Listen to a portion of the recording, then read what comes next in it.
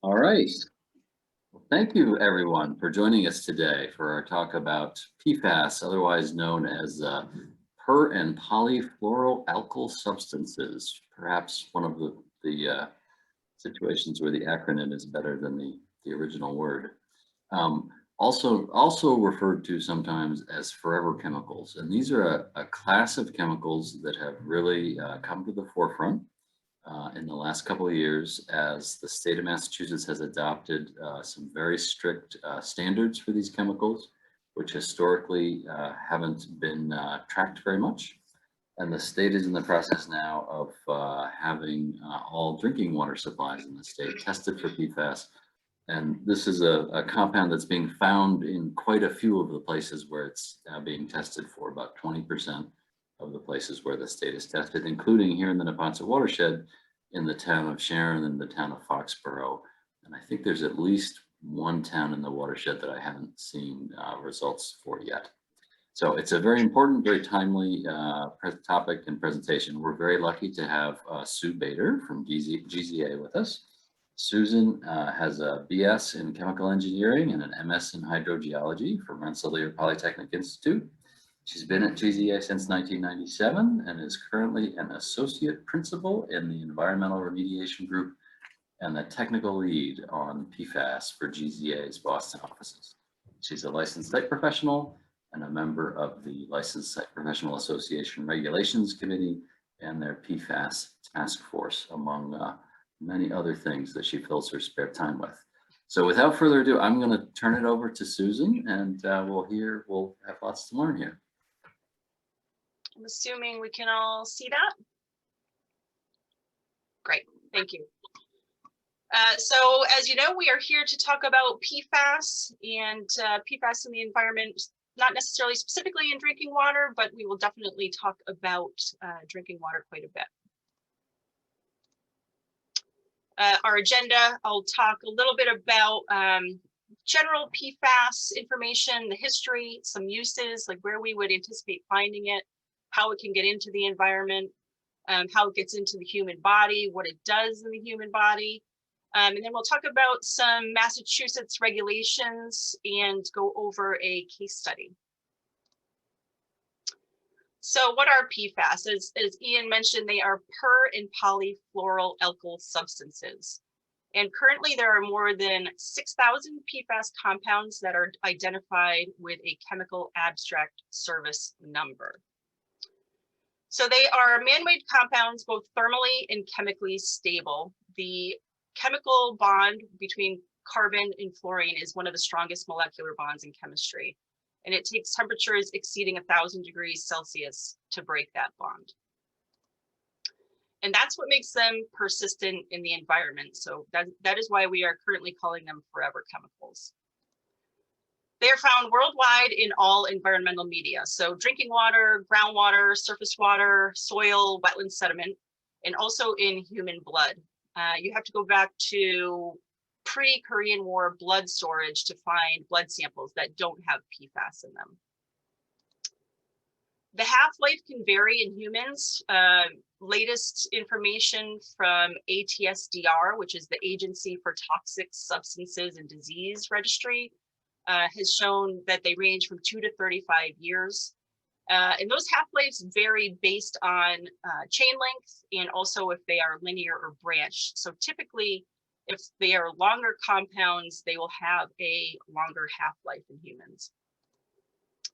And they are formed with a tail end and a head end. And those ends are both very different. So the tail end repels water and the head end attracts and dissolves in water. And that's what gives them some of the properties that are attractive, like being non-stick and non-reactive. So PFAS were initially developed in the 1930s with PTFE, which is polytetrafluoroethylene. PFAS and PFOA, which are probably the two compounds that most people are familiar with, came along in the 1940s. So PFOA is a Teflon, it's used in Teflon. It was developed by DuPont, and PFOS developed by 3M, and that is in Scotchgard. So you can see in the 1950s and 60s, we used them as stain and water resistant products.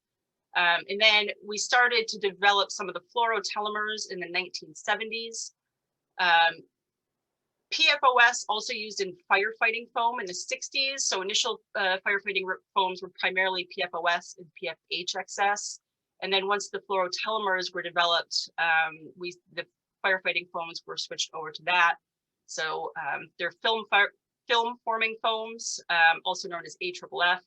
And today's film forming foams are primarily made of fluorotelomers. So some sources of PFAS, as I just mentioned, we have the firefighting foam. So you can anticipate seeing them in airports, at fire training facilities, and at oil and gas terminals, or even in big industrial chemical plants for overhead fire suppression. A lot of industrial facilities are using PFAS. So electroplating, they were used as mist suppressants, so to protect workers from being exposed to, say, chromium. Semiconductor manufacturing, aerospace applications, and also a lot of uses in the automobile industry.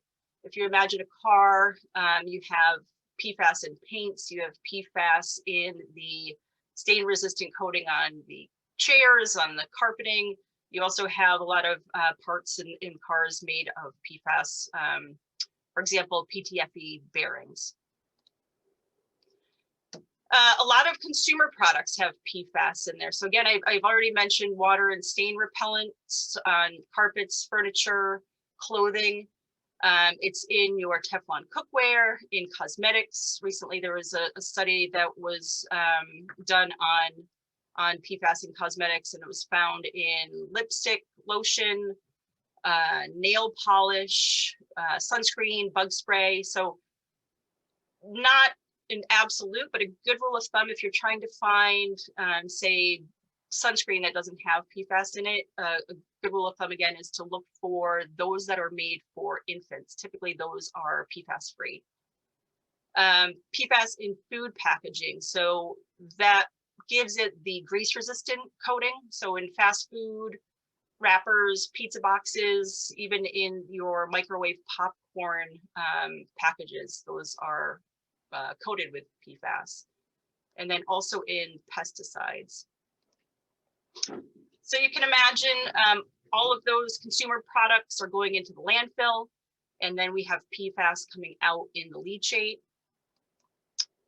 And then wastewater treatment plants. So a wastewater treatment plant is likely not equipped to handle treating for PFAS, just because they are on the newer side, and the wastewater treatment plants were designed and built years ago. So we have PFAS coming out of the effluent and discharged to surface water bodies, and then also in biosolids, which are then sold and applied to agricultural lands.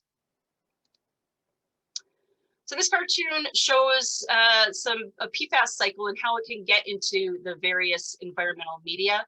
We're showing a little industry that is emitting PFAS into the air, and through air deposition, it lands on the ground. When it rains, those PFAS chemicals get into our groundwater. Groundwater eventually winds up in a surface water body where they are taken up by, the PFAS would be taken up by fish or aquatic life, and ultimately humans as we're eating the fish. We also have the houses there. Maybe they have private drinking water wells. So once groundwater is impacted, they are then exposed to that PFAS impacted water. They are also using all those consumer products with PFAS that go into the landfill. The landfill might be sending their leachate to a wastewater treatment plant. And then that wastewater treatment plant, as I said, can be discharged directly to a surface water body, again, impacting fish, aquatic life, and humans. And then biosolids going to that farm there and further infiltrating into the ground surface, but then also impacting crops and potential livestock. And again, that goes back to another human exposure. So this little video here is from the Environmental Working Group, and it shows the spread of sites with PFAS between 2001 and 2018. The initial site is actually the DuPont facility down in West Virginia. Again, I had mentioned before that they created PFOA, which is used in Teflon. And this is basically a map showing that same information, but it's more recently updated. So this is through January of 2021. We're showing military sites in purple, and then drinking water impacted locations in blue, and the orange dots are other known sites. This is a great interactive map on the Environmental Working Group website. You can actually click on all of these dots and see what the contaminants were that were detected, what the concentrations were, and see, sometimes they actually even have response actions that are shown on there. And according to this map, again, based in January of this year, there were over 2,300 sites, PFAS sites in 49 states. Hawaii was left out of the PFAS lottery there, but likely this is a gross underestimation. We just don't really know about all of them yet. So we'll talk about the toxicology a little bit. So PFAS are absorbed primarily through oral ingestion. Again, drinking water is the primary exposure route of concern right now, but also inhalation. You figure as you're sitting on your couch with stain resisting chemicals, or you're wearing your clothes, that does eventually break down and get into essentially dust. So you would potentially inhale those particles as well. They're widely distributed in the body. Highest concentrations are in the liver, kidneys, and blood, and they are not biotransformed or metabolized. So we can know if we are ingesting precursors, so they will eventually get metabolized, but into some of the more persistent PFAS compounds. And we do excrete them primarily through urine, also through feces, and also through breast milk. So PFAS are a little bit different than a lot of the other contaminants of concern that we're used to. They preferentially bind to proteins. So that is unlike PCBs or mercury, which bind to fats. And again, we do eliminate them from our bodies, but that elimination rate depends on the chain length and also if it is branched. So previously I had mentioned that these compounds can be branched or linear. So the more branching, the longer the chain length, typically the longer or the shorter the elimination rate.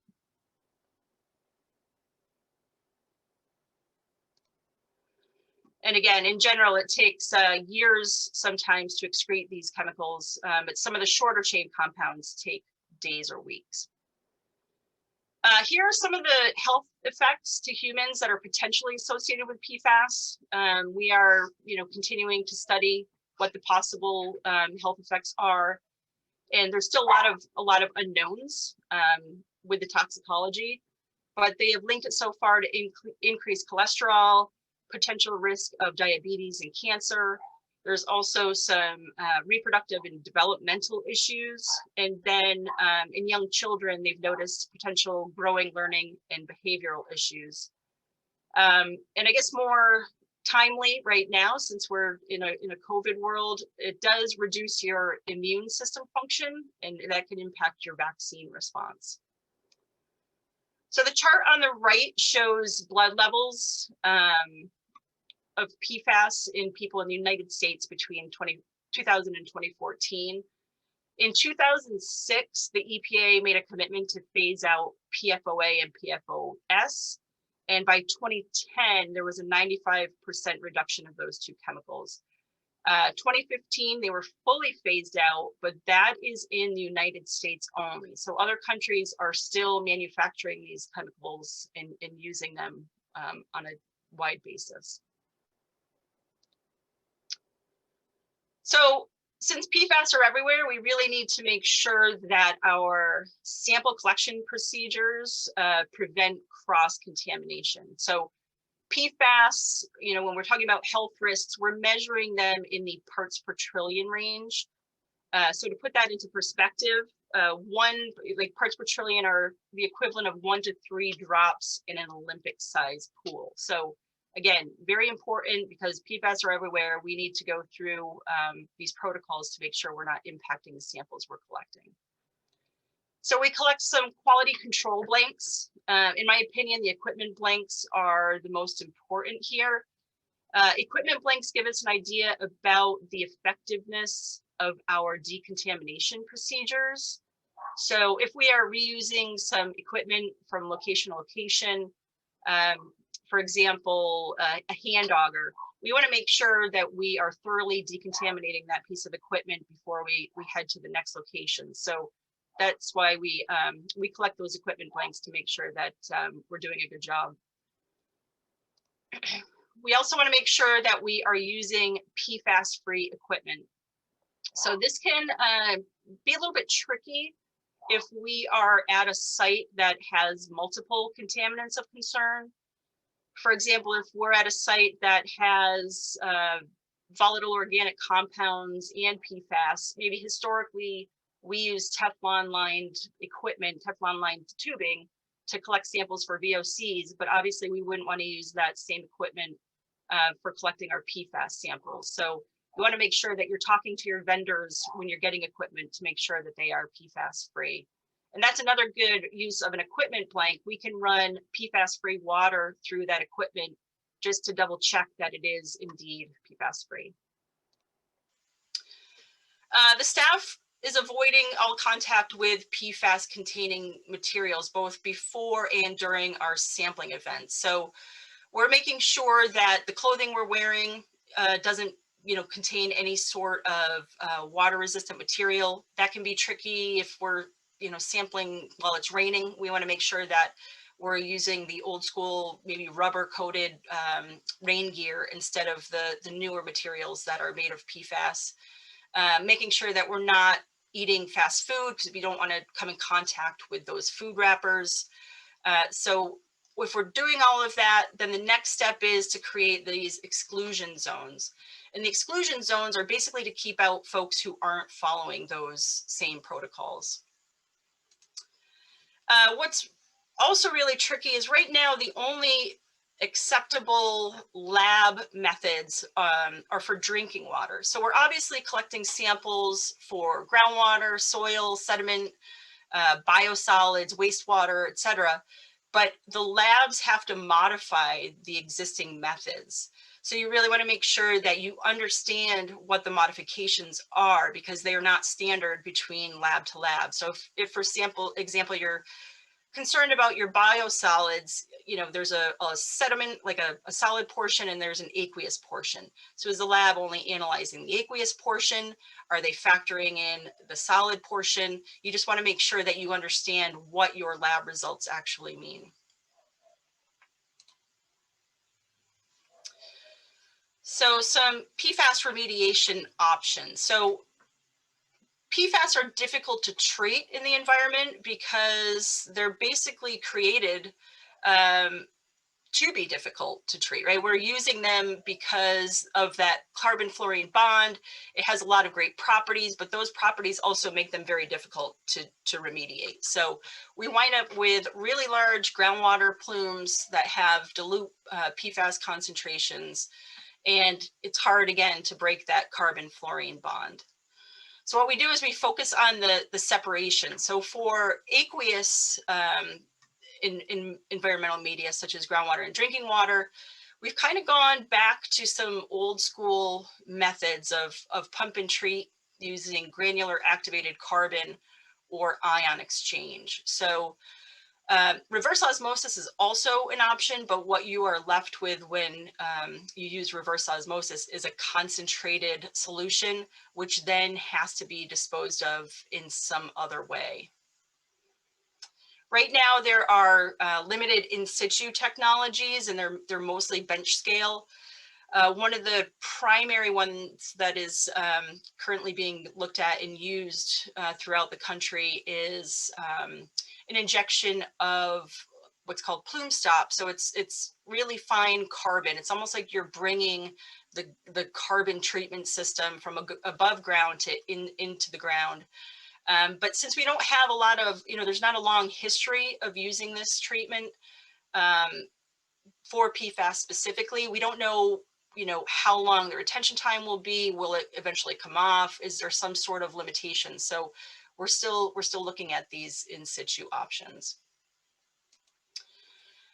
For more source area material, so basically impacted soil or sediment, we're really just trying to remove that PFAS mass. And so we are doing excavation with some sort of disposal or thermal treatment. The problem there is that the disposal of this material, a lot of landfills aren't accepting it, especially in the state. No Massachusetts landfills will accept PFAS impacted material. And it typically is being treated, even though it's not federally regulated, Massachusetts is treating this as a hazardous waste. So it's going to RCRA facilities, and it's extremely costly. If it goes to thermal treatment, again, you want to make sure that it is going to a facility that is capable of reaching those temperatures over 1,000 degrees to actually break that bond. Otherwise, you are essentially emitting the PFAS through the stack and, again, impacting the local environment.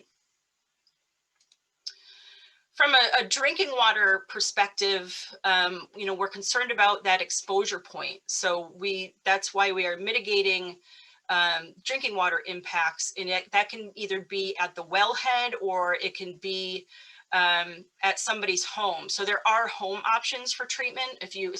Whether or not you have a private drinking water well or you have town water, you can install what is called a point of entry system. And so that would be connected to your water line as it enters your house. Or you could do a point of use system, and those are typically installed on your kitchen sink, where you would actually be, using the water for drinking or cooking. So in December of 2019, Massachusetts promulgated some standards. So these are the reportable concentrations in Massachusetts. So Massachusetts regulates 6 compounds, the ones that are shown in the left-hand column, and collectively they are referred to as PFAS 6. So again, drinking water is the main exposure route of concern right now. So RCGW1 reportable concentrations are specifically for drinking water areas, if they're current drinking water areas or if they have the potential to be a drinking water area. So those in those areas, the PFAS 6 are regulated collectively, and the standard is 0.02 parts per billion, which is the 20 parts per trillion standard. In non-drinking water areas, you can see that the concentrations are significantly higher than if they were in the drinking water areas. So we're talking about significant orders of magnitude greater if drinking water is not a concern. And Massachusetts also developed at the same time, they also promulgated these method 1 risk-based cleanup standards. So again, we're talking about PFAS 6 here for GW1. So GW1 is groundwater that is currently or could potentially be used as drinking water. GW3 is all other groundwater. So all groundwater is GW3, because that means that all groundwater eventually becomes surface water. So again, looking at those standards, it's the same here as the RCs, but drinking water standards are significantly lower. And then we are showing the soil standards. So when, again, drinking water is a concern, we have several orders of magnitude lower. There are several orders of magnitude lower than if it's not a concern. In October of 2020, Massachusetts introduced the maximum contaminant level for the PFAS 6. GZA at the time created this flow chart to simplify the process for public water suppliers, but you can see by this flow chart that it's actually still pretty complicated. In January of 2021, starting in January of 2021, public water supplies were supposed to start analyzing their water for PFAS. So they started with the larger community PWS. Those started in January, and then there was an additional round of sampling in April for the medium-sized PWS, and then smaller PWS will be doing their sampling by October of this year. So significant challenges, as I'm sure you're aware, when PFAS are detected in your water supply. There's potential resampling, there's notification depending on your concentration. If your concentration is above the MCL, you will likely have to notify your town if the resampling results come back similar. So there's probably going to be a lot of challenges in the state as this sampling continues. Mass DEP has a great PFAS website, and so this is a little snapshot from the map that talks about the public water system sampling. So this is from just yesterday, and this is basically telling us that 629 of the over 1,600 public water supplies have been tested so far. So if you go on this interactive website, you can click on a town and it'll tell you how many public water supplies are in the town and how many have been sampled. And then the next portion of that same interactive website basically shows what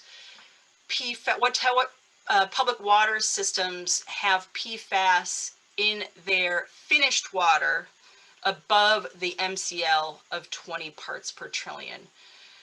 So again, this is interactive. You can click on the town, click on the public water supply, excuse me, and you can figure out what the concentrations were and what type of response actions are currently underway.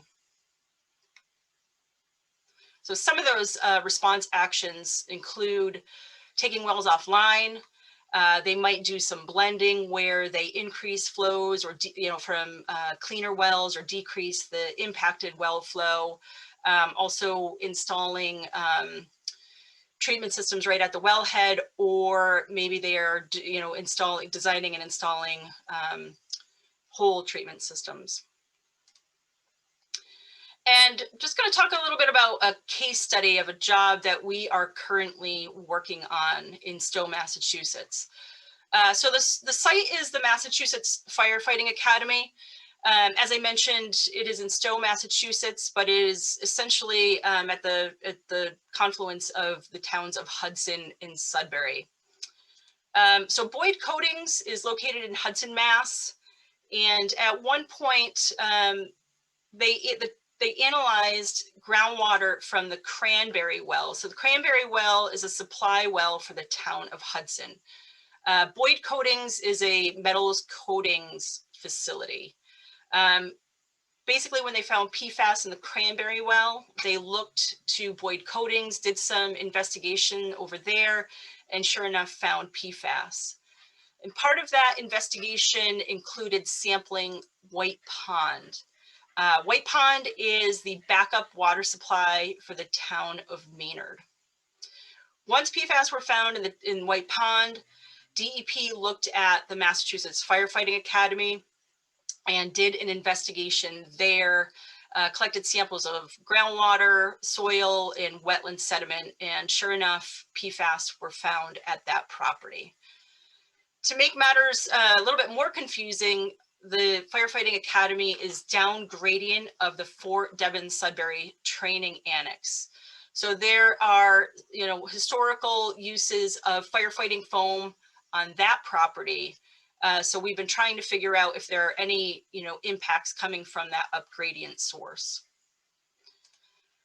We've been sampling private drinking water wells related to our activities. Stow residents are on private wells.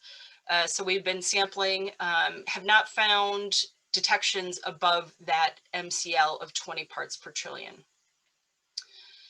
Historically at the Firefighting Academy, they used to pull water from White Pond to use in their training exercises. Once PFAS was detected in White Pond, they stopped that practice and they switched over to the town of Sudbury water supply, municipal water supply. So once they switched over, we collected a sample. We wanted to know, time zero, what does that water look like? And sure enough, we found PFAS in that water sample as well, below the 20 parts per trillion MCL, but it was a little bit, it's pretty close to 20 parts per trillion. What also complicates this is on-site septic systems. So as part of the training, they have laundering of the firefighting gear. That firefighting gear is made with PFAS chemicals. So the PFAS is coming out into the wash water and then getting into the septic system. So it's another source of PFAS there. So this is, one site in Massachusetts, but it kind of shows how complicated it can be with all the potential sources to look for. And now that is it. I've included in this slide some links down below that have some great information. So the information, the interactive website from Mass DEP is on there, some fact sheets from the state, also talking about PFAS in those biosolid residuals. You can find out about their testing and they're looking into potentially regulating that in the future. And then the last link is for the Interstate Technology Regulatory Council, and they have a wealth of information about PFAS. We can open it up to some questions. Thank you very much, Sue. That's it's definitely a big challenge. There was Chris Pimentel had a question that he put in the chat. Chris, do you want to unmute yourself and go ahead and ask that question? I could also ask it for you. Sure. I'm wondering if you know, and there you may not, if other compounds found in the water source can impact testing, such as nitrates or iron. If you have higher levels of those compounds in the water you're testing, if that can impact somehow your results for PFAS, because I'm looking at a well and we can't really figure out why it's higher than some of the others which are in town. So I'm trying to come up with an explanation, and that's kind of the only one I can think of right now, because that's kind of the difference between that well and some of the others. So just curious if there's been any sort of research into how these other compounds might be impacting your tests. Sure. Specifically nitrates, I'm not aware of that, but if you had high TSS, if you had higher organic, so if your TOC was higher, then you would see some impacts. Also, depending on the compounds, if you have the higher TSS or the higher TOC, you might actually have, the lab would have matrix interference issues that could just interfere with their analysis. Okay. And but would they know that from are they testing for those things as well and asking themselves, well, could this be impacting my result? No, unless okay. You are specifically requesting that analysis, they would not be looking for it. Okay, got it. Yeah. Okay, thank you. Looks like Rory has a question. Rory, do you want to unmute and ask your question? Just the standard that was set by Massachusetts and New Hampshire have a more stringent MCL compared to EPA. Are other states taking a similar approach, and what motivates them to go, I guess, more stringently than the EPA has at this point? And is more research needed to really understand where the MCL should be? Sure. So right now, EPA there's not a standard, it's just a federal, it's a guideline. So, guideline. Right. So it's the 70 parts per trillion just for the PFOA and PFOS. I do anticipate that under this president, we will likely get some additional action on from EPA on PFAS. It really other states, Vermont, Michigan, New York, they all have similarly low. They might, be looking at compounds collectively. They might have additional compounds. I know some states are looking at some of, they're regulating some of the shorter chain compounds also. But I think as more toxicology information comes along, we're probably going to see changes, whether they're going up or down. I can't really predict, but it's, we know toxicology information for less than probably 5% of the compounds that are out there right now. So some people want to regulate them as a class, but what we do know is that, from the compounds that we have toxicology information, they do behave very differently. So, regulating as a class might not make sense in that regard, but there's still, the toxicology is just still too new, I think.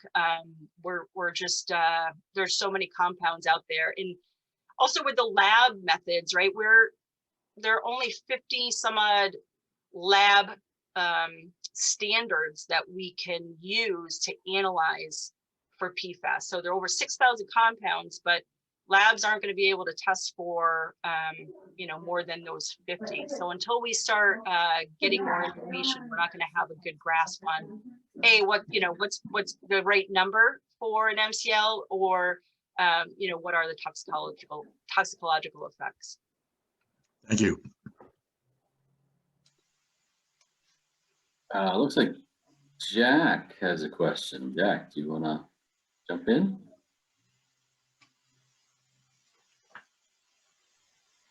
Okay, I think I'm on audio now. We can hear you. Yes, I have I've been following this for several years, and one of the things that struck me is that there have been many indications of negative health impacts, and only indications and less and fewer times when there were strong health studies showing PFAS effects on human health. Has that changed, or which illnesses are most strongly linked to PFAS? It really depends on who you talk to, I think. So the studies now are ongoing. So if you're working for the chemical industry, right, you're going to want you're focusing on different things. You're going to want these things to be regulated differently.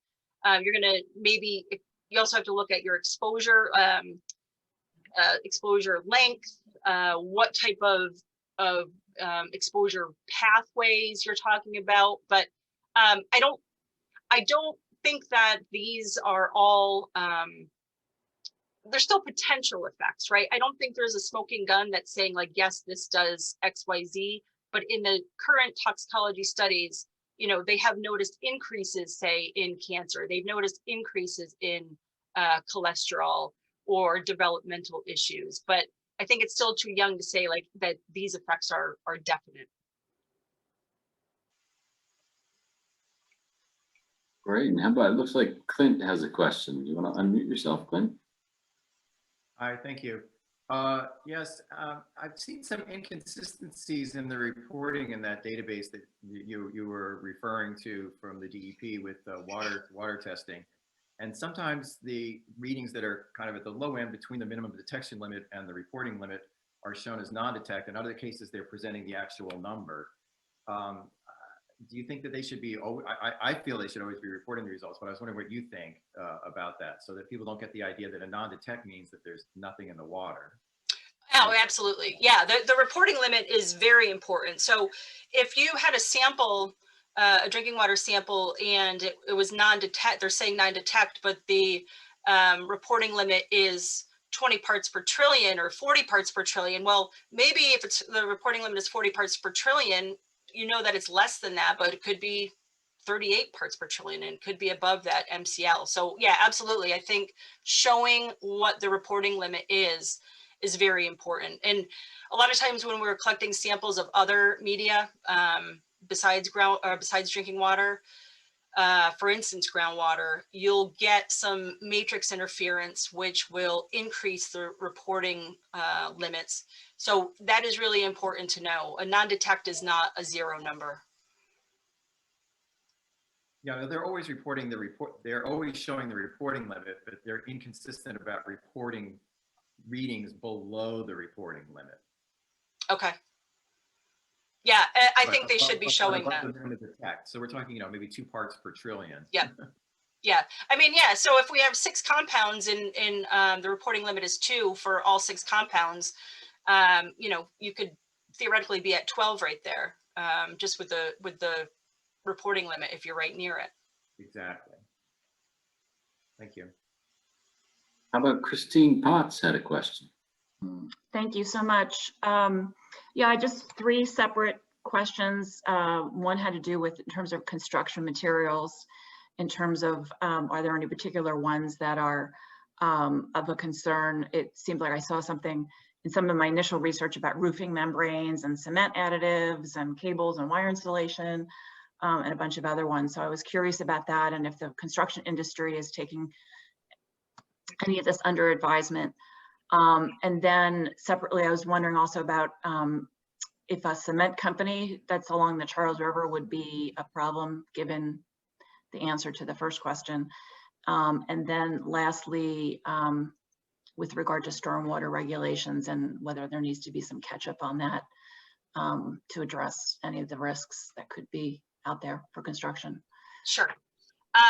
So yes, all of those construction materials that you mentioned are known to have PFAS. We have a few sites in the state that have specifically are dealing with PFAS issues from roofing materials.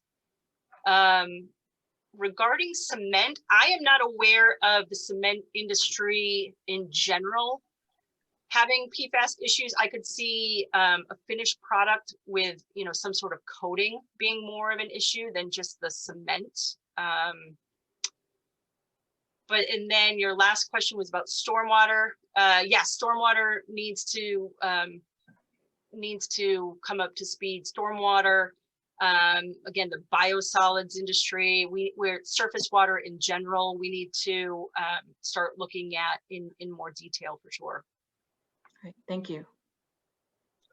That actually is a good segue to a question I wanted to ask, which is, I think obviously we're starting down the road of better understanding PFAS and where we have problems with the focus on drinking water as, perhaps the biggest root of human exposure for most people.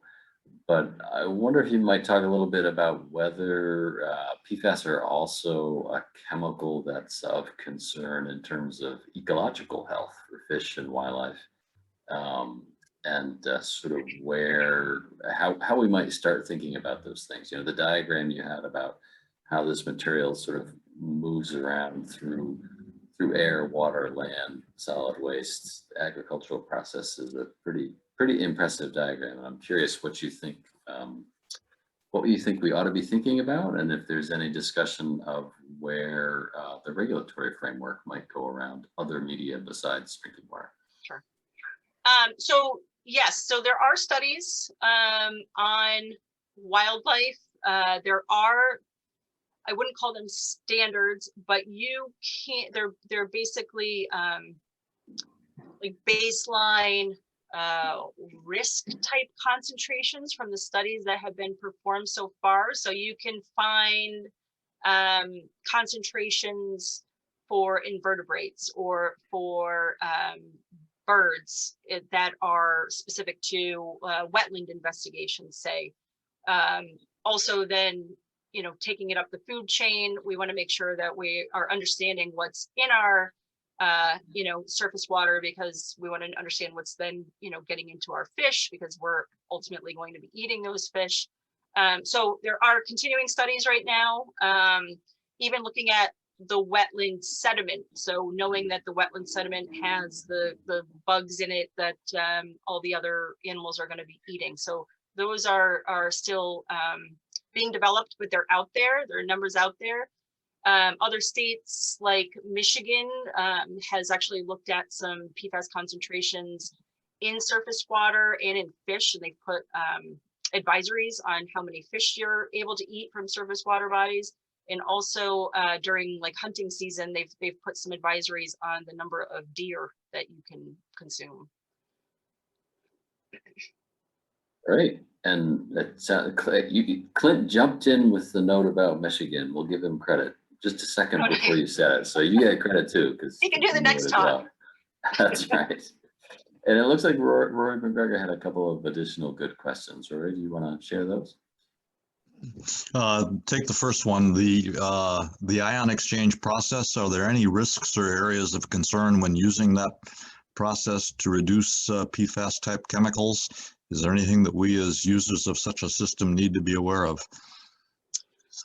No. Ion exchange is safe for consumers.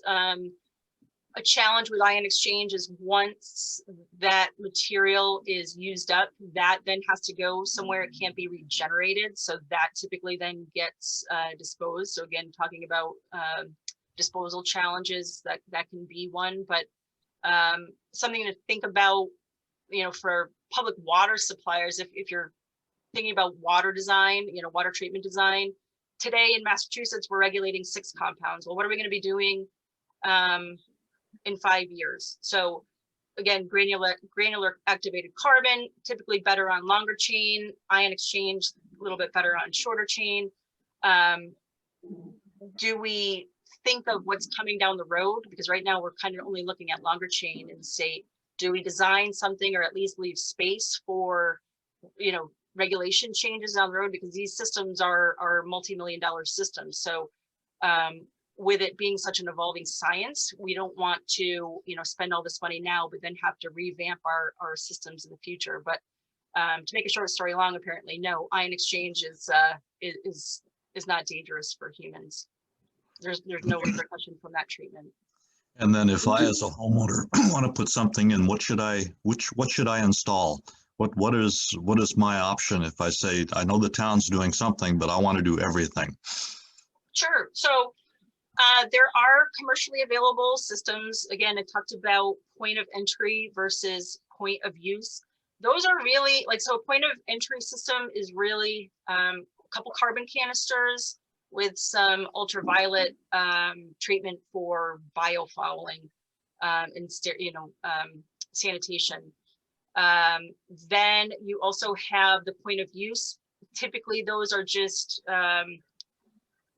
carbon filters. So you might have a few carbon filters in series. There's typically one that kind of knocks out like larger sediment or something, and then you have 2 carbon canisters that would treat it. So again, that would go on your kitchen sink. Those are typically they typically involve installing a separate faucet, because your faucet, the flow would be a little bit too large to handle, to go through these small filters, but the filtration units are typically like underneath your sink. So I'm familiar with Culligan actually makes some point of entry systems. Aquasana has a point of use system that is rated by the National Sanitation Foundation as being effective in PFAS removal. Although I don't think it's rated down to 20 parts per trillion yet. I haven't looked in a while, but I know it was at least able to get down to the 70 parts per trillion. But I'm assuming there are a bunch of other different brands out there by now. Thank you. So we had this is a hot topic based on how many people have questions, and you're doing a beautiful job of answering all these, Sue. And I think we'll keep plugging away, I guess, until we've answered them all. So I think, looks like Christine had another question. Do you want to go ahead, Christine? Hi, yes, yeah, sorry, I forgot to ask this earlier. There's been a lot of controversy, I think, around turf fields, athletic fields. And it's been interesting to be reading about that. So I just was curious about your assessment of where that is right now, and if the industry may be catching up to revise what it uses for materials in the turf fields. I don't have any firsthand information about that, so I can't answer. I apologize. And it looks like Jennifer actually had a follow-up on the question about home treatment. Jennifer, do you want to, it's more of a comment than a question. Do you want to share your thoughts there, Jennifer? Sure, thanks, Ian. Jen Peterson, I'm with Mass Water Works Association. So we've been doing a lot of work with the water suppliers on PFAS. And I just wanted to point out that DEP has made it clear in several public meetings in communities where they've had PFAS detections that those NSF filters are, as you said, certified to the 70 parts per trillion for PFOA and PFOS, but likely not down to the 20 parts per trillion for the sum of the 6. So they've really been cautioning people about that. They are not allowing water systems to provide that as an alternative right now. And I think also, if you happen to be on a septic system, there are permitting issues that have to be dealt with to be able to send sort of the reject water out into your septic system, or maybe Sue, you know better, underground injection point. Yeah, so that would be primarily with there are home reverse osmosis filters, and that with those types of filters, you have to do the essentially a backwash that then concentrates the PFAS in that solution. And so that's what would be going into your septic system. So as long as it's not a reverse osmosis, it shouldn't then be concentrating it into your septic system. And just one other point for folks who are considering filters, filters do need to be maintained. And so you don't want to get into a situation where you're creating a worse public health outcome by getting bacteria or something, from not maintaining that filter. So just be considering that if you're thinking about home filtration. Looks like Eric Cooper had a question and some thoughts to share. Eric, do you want to share your thoughts? Yeah, and actually it kind of follows up on what was just stated before. The question I have is this a first world problem? Have we pushed public health by removing so many other things that are much, much more consequential out of drinking water? Have we pushed it to the limit where we're really dealing with something that causes other problems? I mean, if people put in charcoal filters and ignore the fact that bacteria builds up, they get sick from the bacteria on the charcoal filter rather than the PFAS that might be in the drinking water at parts per trillion. I think that what is the true risk of this? And given that the 20 parts per trillion comes out of a lifetime consumption of 78 years at 2 liters a day, what really does that mean? And I think it's time to kind of look at the risk and do the benefit analysis on it. Do you put a charcoal filter on, run the risk of getting bacteria infections from not maintaining your bacteria or your charcoal filter? So I think it's a first world problem. Have we pushed things that far to make this really a debate about angels on a pin?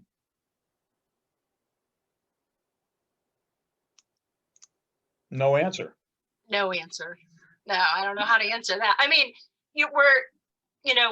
we're doing studies, not we, I'm not doing the studies, but studies are being done in a vacuum, right? So assuming that, we're using, say, rats, and we're injecting them with so much PFOA or so much PFOS, but we as humans aren't just in that vacuum getting exposed to only one thing. We have other things around us every day. So it's it's an accumulation of exposures. So in a vacuum, would these compounds be doing the same thing? I don't know, but it's unrealistic to think of it that way.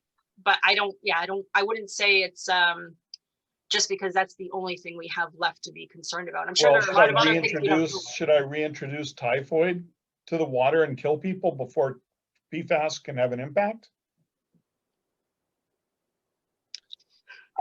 I'm not sure that the typhoid lobby is here with us today, but I don't think anybody's advocating for that, certainly.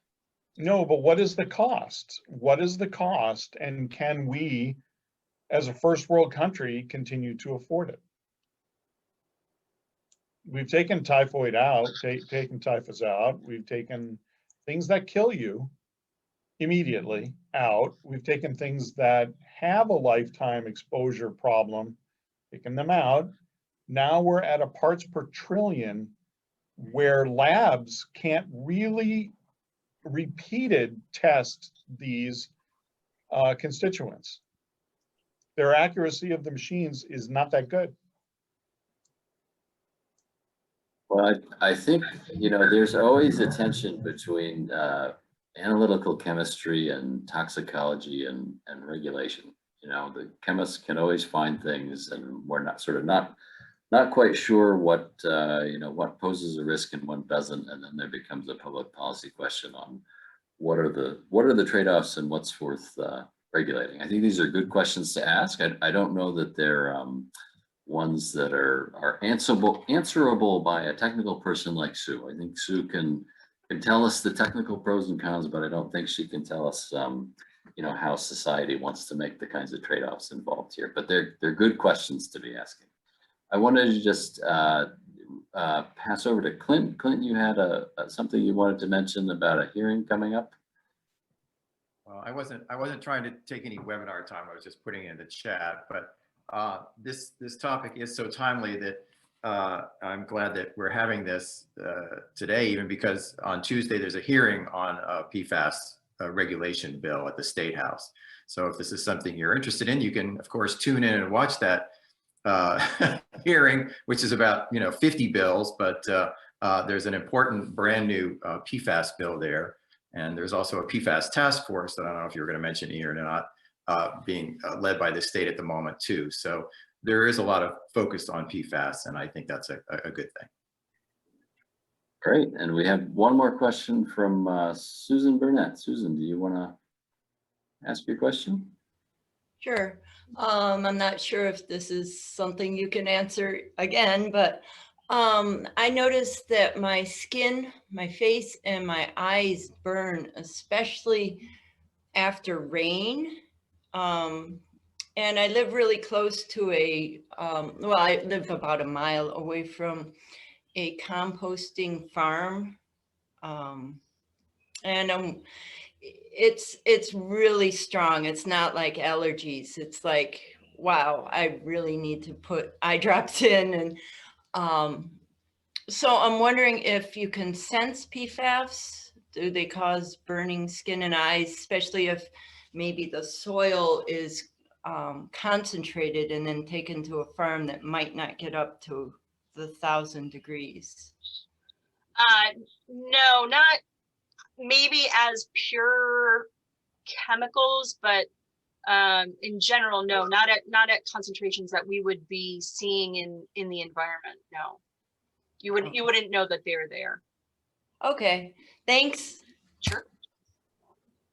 Great. Well, I think as everybody can tell, there's a lot of interest in this topic, a lot of questions to be asked, and thank you very much to Sue for sharing your expertise with us and answering a lot of those questions. And I think this is an issue that's going to be an ongoing discussion for a long time. I think we talked briefly. Some folks asked about things that people can do on an individual basis in terms of filters in their homes and things. But I do think it's also important to remember with an issue like this, a lot of the initiative that's needed here is needed at the municipal level, and I think making sure that we are as citizens and as town meeting members and as voters giving our municipal officials the support they need to deal with these issues. And then I know also in a number of towns that have had PFAS challenges, the whole issue of, you know, if you have a town that has a single water supply source that turns out to have a PFAS problem, many towns are having to partly shut down their systems, which creates a real strain, especially in the summer, as we tend to use a lot of water outdoors. So another thing to think about is simply water conservation as a way to take the pressure off your town water supply system and give your water system operator a little more flexibility to try to improve water quality for PFAS and for other constituents. So with that, unless you want a final word, Sue, I think we'll call it a wrap. Sounds good. Thank you. Thank you for having me today. I appreciate the opportunity to chat about this. Thanks, everyone. Take care, and you can look for recording on the website. We appreciate you being here, and we appreciate you supporting the Watershed Association. Thanks very much. Bye-bye.